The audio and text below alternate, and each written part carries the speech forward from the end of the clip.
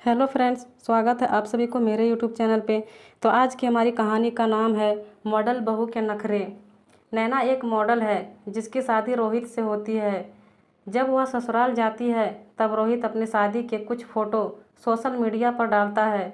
यह देखकर नैना गुस्सा हो जाती है और रोहित से कहती है, अभी के अभी सारे फ़ोटो सोशल मीडिया से डिलीट कर दो, क्योंकि मैं एक मॉडल हूँ और कोई भी कंपनी एक शादीशुदा मॉडल से काम नहीं करवाना चाहेगा।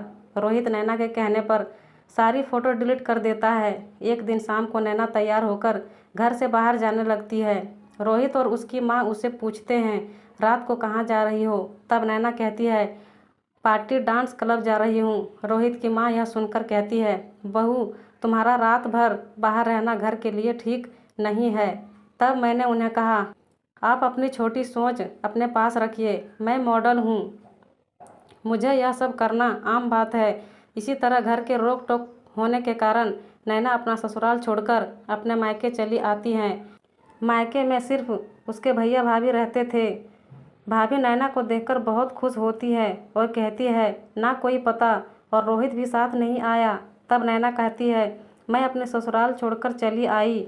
यह सुनकर भाभी कुछ नहीं बोलती है। नैना अब वहाँ अपने हिसाब से रहने लगती है। जब भाभी उससे पूछती है कि तुम अपने ससुराल से क्यों आई हो, तब नैना कहती है, उन्हें मेरा देर रात पार्टियों में जाना और काम में हाथ ना बटाना पसंद नहीं था, इसलिए मैं छोड़कर चली आई। यह सुनकर भाभी कुछ नहीं बोलती है।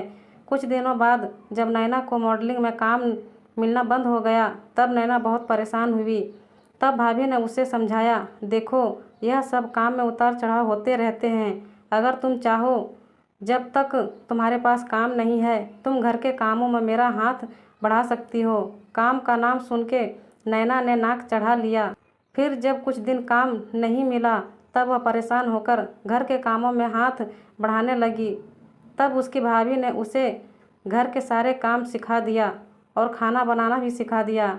एक दिन जब उसके भैया भाभी और नैना बैठकर खाना खा रहे थे तब उसकी भाभी ने कहा, आज का खाना नैना ने बनाया है।